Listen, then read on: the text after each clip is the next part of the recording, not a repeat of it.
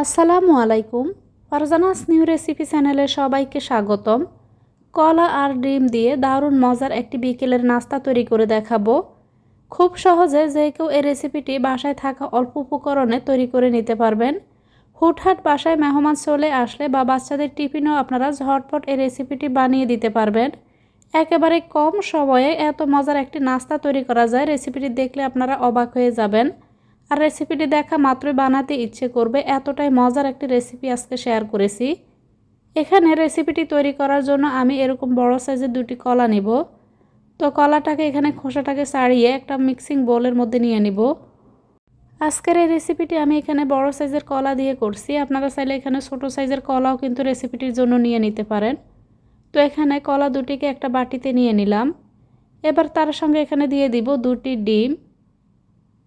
কলা আর ডিমটাকে একটু মিশিয়ে নিব। এখানে কলাটাকে আমি কাঁটা চামচ দিয়ে এভাবে ভেঙে নিচ্ছি, যেন পরবর্তীতে এগুলোকে মিশিয়ে নিতে সুবিধা হয়। আপনারা চাইলে এখানে মিশানোর কাজটা ব্লেন্ডারে নিয়েও করতে পারেন। ব্লেন্ডারের মধ্যে কলা আর ডিমটাকে খুব ভালোভাবে ব্লেন্ড করে নিলে দেখবেন খুব সহজে কিন্তু অল্প সময়ের মধ্যে এগুলোকে খুব ভালোভাবে কিন্তু ব্লেন্ড করে নেওয়া যাবে। তো এখানে ম্যাশার দিয়ে ম্যাশ করে স্মুথ একটি পেস্ট তৈরি করে নিব। আর এই রেসিপিটি করার সময় চেষ্টা করবেন একেবারে পাকা কলা নেওয়ার জন্য, এতে করে কিন্তু খুব দ্রুত খুব তাড়াতাড়ি করে কিন্তু আপনারা কলাটাকে ম্যাশ করে নিতে পারবেন। তো খুব ভালোভাবে এখানে ডিম আর কলাটাকে আমি মিশিয়ে নিয়েছি। এবার এখানে আমি দিয়ে দিব 6 টেবিল চামচ পরিমাণ চিনি।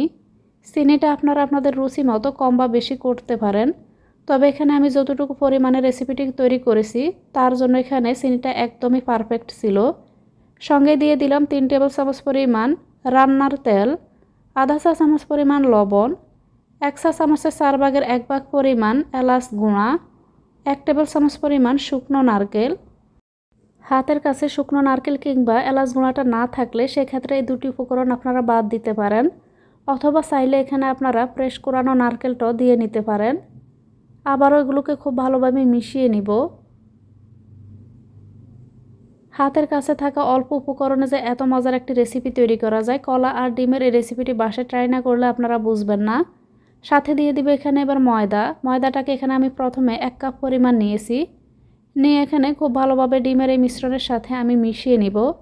তো এখানে নাস্তাটির জন্য আমি যেরকম বেটার তৈরি করতে চাচ্ছি এখানে কিন্তু কিছুটা পাতলা হয়ে গিয়েছে, তাই এখানে অ্যাড করে দিলাম আরও 1.5 টেবিল চামচ পরিমাণ ময়দা, 1 চা চামচ পরিমাণ বেকিং পাউডার দিয়ে আবারও এগুলোকে খুব ভালোভাবে মিশিয়ে নিব। তো এখানে মিশিয়ে নিয়ে এরকম একটি বেটার আমি তৈরি করে নিয়েছি। বেটারের ঘনত্বটা দেখে আপনাদেরকে বুঝে নিতে হবে বেটারটি কীরকম ঘন করে তৈরি করে নিতে হবে। তো এখানে আমি পারফেক্ট ঘনত্বের একটি বেটার তৈরি করে নিয়েছি। কেক বানানোর জন্য যেরকম ঘনত্বের একটি বেটার তৈরি করি ঠিক সেরকমই এখানে আমি বেটারটাকে তৈরি করে নিয়েছি। এবারে বেটারটাকে একটা সাইডে রেখে দিব। তো নাস্তাটিকে এখানে বানানোর জন্য আমি এখানে একটি ফ্রাই প্যান নিয়ে নিব। ফ্রাই প্যানের মধ্যে এবার কিছুটা তেল নিয়ে খুব ভালোভাবে ব্রাশ করে নেব। তো চারপাশে আমি এখানে তেলটাকে ব্রাশ করে নিচ্ছি। এবার কেকের যে ব্যাটারটি তৈরি করে রেখেছি সেই ব্যাটারটিকে এখানে নিয়ে নিব। আপনারা চাইলে কিন্তু এখানে ফ্রাই প্যানের মধ্যে নাস্তাটিকে তৈরি না করে কেকের বাটিতে নিয়েও কিন্তু ওভেনে বেক করে নিতে পারেন। তো সবার বাসায় ওভেন থাকে না, আজকের এই নাস্তাটি আমি চুলাতেই তৈরি করে নিব। এবার এই ফ্রাই প্যানটাকে আমি চুলায় বসিয়ে দিব। চুলার আঁচটা একদম লোতে রেখে আমি এখানে নাস্তাটিকে বানিয়ে নিব। চুলার আঁচটা কিন্তু এখানে বাড়ানো যাবে না, মিডিয়াম হিটেও কিন্তু নাস্তাটিকে বানানো যাবে না, না হয় দেখা যাবে খুব সহজে কিন্তু কালারটা চলে আসবে আর ভিতর থেকে নাস্তাটি কিন্তু কাঁচা থেকে যাবে। তাই একদম লো হিটে কিন্তু নাস্তাটিকে বানিয়ে নিতে হবে। তো কিছুক্ষণ পরে আমি এখানে ঢাকনাটা খুলে এবার আমি নাস্তাটিকে উল্টিয়ে নিব। তো এখানে একটা পাশ হয়ে গিয়েছে, এবার নাস্তাটিকে আমি উল্টিয়ে নিলাম। আবারও ঢাকনা দিয়ে ঢেকে আমি আরও কিছুক্ষণ অপেক্ষা করলাম। তো এখানে নাস্তাটি আমার বানানো হয়ে গেছে, এবার এই নাস্তাটিকে আমি চুলা থেকে নামিয়ে নিব। তো এখানে একটি প্লেটে নিয়ে নিব। এবার নাস্তাটিকে কেটে আপনাদের সাথে শেয়ার করছি নাস্তাটি কতটা নরম তুলতুলে হয়েছে। শুধুমাত্র হাতের কাছে থাকা অল্প কয়েকটি উপকরণ দিয়েও যে এত মজার একটি নাস্তা তৈরি করা যায়, রেসিপিটি বাসায় ট্রাই না করলে বুঝবেন না। এভাবে রেসিপিটি বাসায় একবার হলো বানিয়ে ট্রাই করে দেখবেন। ছোট থেকে বড় সবাই অনেক পছন্দ করবে। অতিথি আপ্যায়নে আপনারা ঝটপট এই রেসিপিটি তৈরি করে নিতে পারেন। দেখবেন সবাই অনেক বেশি খুশি হয়ে যাবে।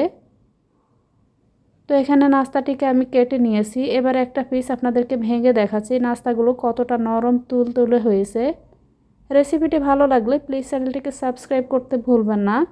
এতক্ষণে রেসিপিটির সাথে থাকার জন্য সবাইকে অনেক ধন্যবাদ। আল্লাহর কাছে সবার সুস্থতা ও মঙ্গল কামনা করে আজকের মতো এখানেই বিদায় নিব।